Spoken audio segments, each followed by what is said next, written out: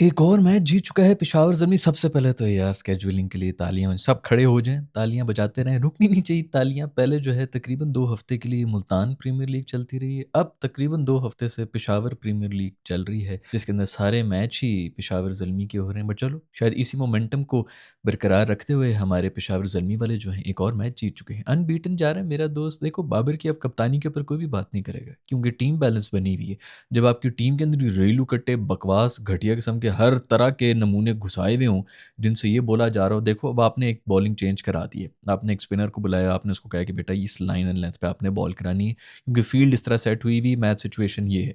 जब वो line and length वो एग्जीक्यूट ही नहीं कर पा रहा है, वो छक्के खा रहा है, चौके खा रहा है, तो सारी के सारे लोग जो हैं मुड़ के कप्तान को देखना शुरू हो जाते हैं कि तूने गलत फैसला किया इसको बॉलिंग देके। अब जब सारे के सारे जब आपके पुर्जे उसी तरह हैं जिस तरह उनको परफॉर्म करना चाहिए, तो कोई भी कप्तानी पे बात नहीं करता। टी20 आई के अंदर पहले भी मैं आपको हज़ार दफ़ा बता चुका हूँ, जितनी ज़्यादा कप्तानी टेस्ट में यूज़ होती है, उतनी ही कम कप्तानी टी20 आई के अंदर होती है, क्योंकि सबको अपने रोल्स पता होते हैं और 2-2 ओवर्स के अंदर जो है सब मुक जाता है। आप जो मर्ज़ी प्लान बना रहे हो एज़ अ कप्तान, आपके अगर 2 बॉलर्स जो हैं वो पिटना शुरू हो रहे हैं, तो सारा का सारा जो है वो मोमेंटम दूसरी टीम के पास चला गया और आप बस फिर बैक फुट पे ही बैठे रहते। ठीक है, कप्तानी उसमें भी होती है, लेकिन ज़्यादातर जब आपकी टीम एग्ज़ीक्यूट कर रही होती है ना, उसके ऊपर ज़्यादा डिपेंड करता है। अब उसकी कप्तानी भी अच्छी लगना शुरू होगी, उसी की कप्तानी के बारे में सारे लोग पहले रो रहे थे। दूसरे लेवल के ऊपर अगर किसी की कप्तानी बहुत ज़्यादा हिट हुई भी है, तो वो हुई भी है मेरे दोस्त शादाब की। आप देख लें कि दुनिया का सबसे बड़ा कप्तान बना हुआ है, क्योंकि टीम पूरी की पूरी बैलेंस्ड है और वो इसी कप्तानी के ज़ोर के ऊपर ही अब आएगा, क्योंकि और तो कोई परफॉर्मेंस वो कर नहीं रहा है। जैसे कि आप सबको पता है कितना सर के भी कितना ही ज़ोर लग जाएगा। अब वो सिर्फ़ कप्तानी के ज़ोर के ऊपर ही आ रहा है कि मैं दुनिया का नंबर 1 कप्तान हूँगा। उसकी इस वक़्त सिर्फ़ और सिर्फ़ एम ये बना हुआ है कि मैंने पीएसएल की ट्रॉफ़ी ज़रूर जीतनी है एज़ अ कप्तान। वो अपने आप को दिखाई इस तरह रहा है, मैं बच्चों को आगे कर रहा हूँ, मैं कर रहा हूँ, मेंटर बन के। वो सिर्फ़ उसको पता है कि अब मेरी अगर कोई सीट बच सकती है टी20 आई टीम के अंदर, तो वो एज़ अ कप्तान ही बच सकती है। तो वो फुल ज़ोर इसलिए लगाया हुआ है क्योंकि उसका स्क्वाड पूरी तरह से बैलेंस्ड है। इसकी कप्तानी की कोई ज़रूरत नहीं है पीएसएल के अंदर, लेकिन वो सारा का सारा क्रेडिट लेगा और उसको टीम से कोई भी नहीं निकाल सकता। सुना है सुफियान मुकीम ने आज फिर जो है वो कोई 3 मेरा ख़्याल में लगातार 5वाँ मैच हो चुका है। पीएसएल की हिस्ट्री में इस तरह नहीं हुआ कि किसी प्लेयर ने 3 से ज़्यादा विकेटें ली हों 5 लगातार मैच के अंदर। सुफियान मुकीम ने वो कर लिया है। बेटा तू उल्टा होके नाच ले, तू मुँह के अंदर से तलवारें निकाल ले, तू ड्रैगन को लिटा के ना उसकी धुन्नी में खंजर मार के उसको भी ज़िबा कर दे। तू शादाब को रिप्लेस कर ही नहीं सकता भई। शादाब से बड़ा कोई प्लेयर है ही नहीं इस दुनिया के अंदर, जो कोई भी उसको रिप्लेस नहीं कर सकता। सुफियान तू जो मर्ज़ी कर ले मेरी जान, तू सोच ही मत। मैं बताता हूँ तुझे, अभी भी टाइम है, कैनेडियन इमिग्रेशन अप्लाई कर, वहाँ पर चला जा, कनाडा की तरफ से खेल ले। बल्कि जिस किस्म का टैलेंट है ये साउथ अफ्रीका वगैरह में चला जाए, इंग्लैंड में चला जाए, वहाँ पर भी इसको टीम में जगह मिल जाएगी। और कुछ नहीं तो इन कंडीशंस में तो वो कन्फर्म इसको रखेंगे कि यार इसको सुफियान को बुला लो, टीम के अंदर रखो, इन कंडीशंस के अंदर आके हमने खेलना है। तेरी बेटा पाकिस्तान के अंदर कोई जगह नहीं बनेगी, क्योंकि तेरा ससुर नहीं है कनेक्टेड, उसके दोस्त नहीं बैठे हुए सिलेक्शन कमेटी के अंदर। इस परफॉर्मेंस के साथ आप ये देखें कि ये स्क्वाड का हिस्सा नहीं था। बंदा कहे चलो प्लेइंग 11 भी नहीं, वो स्क्वाड का हिस्सा नहीं है, क्योंकि वो उनको रिप्लेस करना, इनका चक्कर यही था कि अगर इनको टीम में डाला तो फिर शादाब की कोई जगह ही नहीं बन रही होती। और ये परफॉर्म करते हुए ठुड खा के निकला है, क्योंकि शादाब ने बीच में घुसना था। वो ऑटोमेटिक जहेज में जिस तरह एक सीट आती है ना, जिस तरह हर कप्तान के पास जहेज में एक रिव्यू आता है, उसी तरह शादाब जो है जहेज में एक सीट लेके आया हुआ है। आपने टीम 10 बंदों की बनानी, 11वां बंदा तो पक्का है, इसीलिए अब उसको कप्तान बना रहे हैं ताकि उसको जो है उसके ऊपर कोई बात ही ना कर सके। मोस्ट प्रॉब्ली इसी के ऊपर सारा हुआ है। ये सलमान अली आगा जो है, मैं लोग सब उसको गालियां दे रहे होते हैं टी20 का प्लेयर नहीं, मैं शुक्र कर रहा होता हूँ कि शुक्र है वो कप्तान बना हुआ है। नहीं तो मैं लिख के देता हूँ, जिस दिन उसके ऊपर छुरी फिरी ना, कोई और छोटा मोटा होता, इवन ये रिजवान वगैरह, जो रिजवान वगैरह हट गए ना, कोई भी और होता, कब का उसको हटा के शादाब को कप्तानी इन्होंने प्लेट में रख के दे देनी थी। खैर सुफियान बेटा, आप जो मर्जी कर लें, उल्टा नाचें, जो मर्जी कर लें, आपकी टीम में जगह नहीं बनती और मैं नहीं आने दूंगा, मैं ही आपको अब नहीं आने दूंगा। खैर भी बॉबी ने बेहतरीन किस्म का चेस कर लिया है, जबरदस्त मैच फिनिश करके गया मेरा दोस्त अगला जो है, खूबसूरत किस्म का चेस किया है बॉय ने। और ये इसी तरह का चेस होता है भाई, आप अब 150 चेस कर रहे हैं ना, कोई जरूरत नहीं है पागल होने की, लेकिन कुछ तमीज के साथ चेस हो रहा होता है, बिल्कुल कंट्रोल के अंदर हो रहा है। आपको पता है कि कंडीशंस भी उतनी ट्रिकी नहीं है, आप जो है 60-70 आपने रन बनाए हैं 50 एक बॉलों के ऊपर, बिल्कुल एग्जैक्टली यही चाहिए होता है। विकेट भी बचाई हुई है, अच्छी डिसेंट स्ट्राइक रेट के साथ भी आप जा रहे हैं, जिस स्ट्राइक रेट के ऊपर आपने चेज़ भी करना है, इसको कहते हैं कंट्रोल्ड किस्म का चेज़। अब प्रॉब्लम सिर्फ ये है ना कि जब 200 का स्कोर आया होता तो तब फिर ये नहीं हो सकता, लेकिन 150 तो मेरे दोस्त के लिए टेलर मेड बना हुआ है। कम से कम इस तरह के चेज़ के ऊपर भी इस तरह की परफॉर्मेंस चाहिए होती। ये नहीं कि आप जो है बिल्कुल ही मैच फँसाए हुए हैं, दूसरे एंड के ऊपर भी आउट हो रहे हैं और बस आपकी एक विकेट रह गई, अगर आप भी आउट हो गए तो मैच ही खत्म हो जाए। जो एक पहले भी मैच हुआ था इनका, जो पहला मैच था, दूसरा मैच जो था इनका, उसमें जो चेज़ था वो बिल्कुल अच्छा चेज़ नहीं था। खैर बिल्कुल अच्छा चेज़ किया है, बहुत ही अच्छी बैटिंग भी की है, फ्रीली खेल रहा है। इसके अंदर भी सबसे बड़ा क्रेडिट जाता है आपके रेलू कट्टे कोच को, जिसने सब प्लेयर्स को पता नहीं क्या किस किस्म की इनसिक्योरिटी दी हुई है ना। नवाज़ के ऊपर सबसे बड़ी इनसिक्योरिटी यही थी, उसको पता था कि भई अभी परफ़ॉर्म नहीं करूँगा जितना प्रेशर में वो ये खेला है, उससे पहले फ्रीली वो खेल रहा था, प्रेशर में खेलने की वजह से वो नहीं निकला है। आपने सारे के सारे जो हैं ऑलराउंडर्स भरे हुए हैं, हर किसी को ज़्यादा-ज़्यादा रोल्स दिए हुए हैं, अपनी बैटिंग कोई नहीं कर रहे।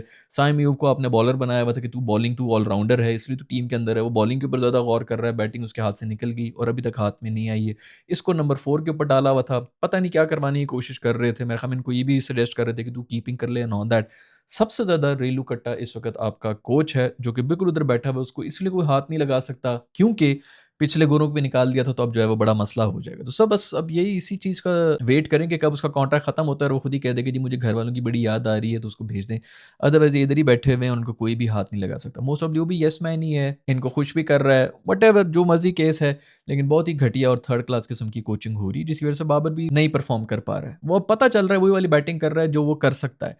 जो कि हम भी रो रहे होते थे कि यार तू वही बैटिंग कर, तू बस 130 की स्ट्राइक रेट के ऊपर कर ले, बाकी दूसरे वाले जो हैं 170 की स्ट्राइक रेट के ऊपर आके खेल लेंगे तेरे अराउंड। खैर अली रज़ा भी आज आए हुए थे, बॉलिंग करा रहे थे। मैं यही बात कर रहा था लास्ट वीडियो के अंदर कि इनके बांग्लादेशी प्लेयर्स जो हैं वो तो सारे चले गए क्योंकि उनकी सीरीज़ शुरू हो रही है। तो अब अली रज़ा आया, उसने भी आके यार सारी 145 से ऊपर की वो बॉलिंग करा रहा था। चलो शुक्र है क्योंकि पेस-शेस तो नज़र आई, बट खैर वेरिएशन भी चाहिए होगी टी20 आई के अंदर। सिर्फ यही नहीं कि आप बस ज़ोर ही लगाते रहें, क्योंकि ज़ोर आप में थोड़े अरसे के बाद ख़त्म भी हो जाना है, जज़्बा भी ख़त्म हो जाना है, जब आपको पता होगा कि यार मैंने दूसरी चीज़ों के ऊपर फ़ोकस करना है, सियासतें करनी है टीम में रहने के लिए। वैसे भी fast bowler I don't know कितना अरसा जो है आजकल की हमारी खुराकें भी जिस तरह की चल रही हैं और जितने फ़िटनेस हमारे खूबसूरत किस्म की इनको एक्सपर्ट एडवाइस देने वाले भी बैठे हुए हैं, तो मुझे नहीं पता कि इनसे कितना हम निकाल सकते हैं। बट खुशाइन बात है कि कोई 145 से ऊपर कॉन्स्टेंटली बॉलिंग करा रहा है। हमारे जितनी भी प्रीमियम बॉलर्स हैं, उनसे तो बेहतर ही है भई, क्योंकि उनके पास एक पहले तो ये चूरन होता था कि दुनिया की बहुत तेज़ गति है, अब वो भी नहीं रहा। कम से कम अब ये जो प्लेयर्स हैं ना, इनको अब यही सीखना चाहिए कि टी20 आई के अंदर सिर्फ़ और सिर्फ़ पेस नहीं है। बट खैर पेस बहुत इंपॉर्टेंट है भाई, क्योंकि पेस अब कोई भी नहीं मार रहा है। अभी नाहिद राणा ने आके इसी के अंदर पेस निकाली है, तो इसलिए जो है वो बाउंस भी जो है वो उठ रहा था ना। पेस से उठेगा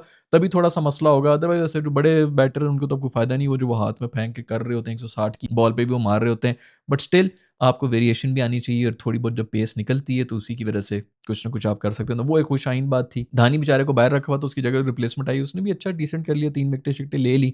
बट खैर जो भी हो, मैनेजमेंट को बेहतर ही पता होगा कि धानी साहब किस किस्म की, उनकी भी वैसे जो है दूसरी हरकतें ज़रा ज़्यादा ही होती हैं। बट चलो, हसन नवाज़ का मैं देख रहा था, मैंने ज़्यादा गौर नहीं किया कि जब उसकी मतलब डिलीवर करने की बारी आई थी तब आउट हो गया था। मेरे ख्याल में उसी के ऊपर सारी उम्मीदें हैं। बट स्टिल ये देखना पड़ेगा कि ये जो बहुत ज़्यादा बॉलें जो हैं वो आप ले रहे हैं सेटल होने के लिए। हाँ, ठीक है कि टीम सिचुएशन इस तरह बनी होती है, बट टी20 आई के अंदर यही है यार, 2 ओवर की गेम है यार।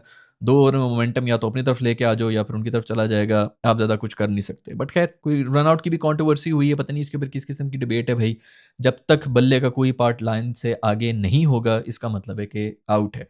लाइन के ऊपर है तो ये आउट ही है, इसमें मेरे ख्याल में कोई किसी उनकी डिबेट होनी नहीं चाहिए। इफ्ती भाई फिर से पागल हो चुके हैं। 4 ओवर्स के अंदर जो है उन्होंने कोई 20 एक रन्स दिए, ज़बरदस्त इकोनॉमिकल किए, एक आउट भी उन्होंने किए। इफ्ती भाई जो हैं ये भई आप लोगों को मिडल ऑर्डर का भी, लोअर मिडल ऑर्डर का बैटर भी मिल गया और इतनी ही बॉलिंग करा रहा है साइम अयूब, जिसकी वज़ह से वो टीम के अंदर है, तो मेरे ख्याल में इनकी टीम में होना चाहिए। लेकिन मसला ये है ना, हम लोग तो सिर्फ़ शक्लों की वज़ह से जो है फैन्स बनते हैं, इनके फैन उस तरह बन नहीं सकते। मेरी जान तुम जाके ना प्लास्टिक सर्जरी कराओ, बोटॉक्स-वोटॉक्स इस किस्म की कुछ चीज़ें-वीज़ें करवा दो, इंजेक्शन मुँह में लगाओ, क्योंकि हमारी आवाम जो है वो सिर्फ़ और सिर्फ़ खूबसूरती के ऊपर आपको ना क्रिकेट भाड़ में जाए, हमने सिर्फ़ शक्ल देखनी है। शामिल हुसैन को मेरे ख़्याल में कोई 5 डाउन भेजा हुआ था, नीचे भेजा था। इसके पीछे क्या तुक थी? अभी वो मतलब पिछले कुछ ज़माने से जो है वो टॉप ऑर्डर बैटर था, उसने आके पहले 2 फिफ्टियाँ भी मारी हैं और आज उसको नीचे भेज दिया गया है। मुझे कुछ समझ नहीं आई कि इसके पीछे कौन-सी जीनियस एक हरकत हो रही थी। अभी उस बच्चे ने क्रिकेट शुरू किया नहीं है कि उसके ऊपर एक्सपेरिमेंट भी करना शुरू हो गए हैं। बेहतरीन थी, तालियाँ होनी चाहिए मैनेजमेंट के लिए, क्योंकि बैठे तो सारे माशाल्लाह वही हैं ना, पाकिस्तानी हैं, वो चाहे उधर नेशनल टीम के अंदर बैठे हों या इधर लीग के अंदर बैठे हुए हों, खूबसूरत खूबसूरत सॉल्यूशन निकालते हैं। खैर शामिल ने उछलू कैच एक पकड़ लिया था। बड़ी मुझे खुशी हुई कि बाउंड्री से बाहर जो है छलांगे मार-मार के उसने बॉल अंदर भी कर दी और उसके बाद खैर वो निकल गया था हाथ से, बटेरा जो है निकल रहा था, फिर पकड़ लिया। शुक्र है कि किसी पाकिस्तानी ने उछलू कैच पकड़ लिया। एक और वीडियो भी किसी ने मेरे साथ शेयर की है जिसके अंदर वो दिखा रहे हैं कि मैक्सवेल जो है वो किस तरह सिखा रहा है हैदराबाद वालों को कि उछलू कैच किस तरह होते हैं। शुक्र है मैं पिछले पता नहीं 3 साढ़े 3 साल मुझे हो गए हैं, कब से मैं बोल रहा हूँ कि पूरी दुनिया ये वाले कैचेस कर रही है। हर दूसरी तीसरी गेम के अंदर एक क्रूशियल कैच इस तरह का होता है, ना सिर्फ छक्का बजता है बल्कि विकेट भी, डॉट बॉल भी हो जाती है, विकेट भी होती है, प्रेशर शिफ्ट भी हो जाता है। और ये चीखता रहा हूँ मैं, चीखता रहा हूँ। उसके बाद आप लोगों ने देखा था कि स्काई ने जो फाइनल में इंडिया के लिए कैच पकड़ा था, वही सारी उसकी वजह से वो वर्ल्ड कप जीते थे उस कैच की वजह से। इतना ज़्यादा इंपॉर्टेंट हो गया अब क्रिकेट के जो मार्जिन है ना वो इतने वो हो गए हैं, लोग इस चीज़ों को मजाक में ले रहे होते हैं, यही चीज़ें मैटर कर रही होती हैं। शुक्र है कि कोई गोरा इधर आया है और वो ये सिखा रहा है, क्योंकि हमारे देसियों को तो इसकी बात ही समझ ही नहीं आनी। 3 साल से लगा हुआ हूँ, हम वैसे भी पूरी दुनिया से तकरीबन 7 साल पीछे होते हैं। उसके बाद हम कहते हैं कि जी नहीं, हमारे ज़माने की अब ये जितनी भी हम क्रिकेट इस वक़्त बातें कर रहे हैं ना, ये आज से 3-4 साल के बाद पाकिस्तानियों को समझ आएगी कि ओह! अच्छा इस तरह खेलना था। ओह! अच्छा 2-2 ओवर के अंदर मोमेंटम जो है वो आगे-पीछे चला जाता है। अब जाके समझ आ रही है, खैर 2-3 साल तो हो ही चुके हैं, आई होप कि आपको थोड़ी बहुत समझ आ जाएगी। उछलू कैच, मैक्सवेल पाकिस्तानियों को सिखा रहा है, इससे ज़्यादा खुशाइन बात और कोई हो नहीं सकती। खैर मुबारकबाद हो पेशावर ज़ल्मी को कि एक और मैच वो जीत चुके हैं और बड़ा ही वन साइडेड जीत चुके हैं। अब वैसे टू बी वेरी ऑनेस्ट इनका फाइनल खेलना तो बनता है। वैसे तो अभी वैसे भी उनको चांस-वांस मिलेंगे, एक अगर हार भी गए खुदा ना खास्ता तो दोबारा उनका मैच हो जाएगा, जिसकी वजह से वो फाइनल के अंदर जा सकते हैं। लेकिन स्टिल मतलब फाइनल तो कम से कम वो डिज़र्व करते हैं, और जिस तरह की परफॉर्मेंस जारी है, आई डोंट नो कि फाइनल किसके साथ खेलेंगे, लेकिन परफॉर्मेंस बहुत ही सॉलिड है और कप जो है वो वैसे पेशावर ज़ल्मी का होना चाहिए। खैर दोस्तों, ये है आज की एपिसोड। आप लोगों को बाबर की इनिंग्स कैसी लगी? आप लोगों को बाकियों की इनिंग्स कैसी लगी? नीचे कमेंट्स में लिख के बता देना। I will see you in the next video. Bye.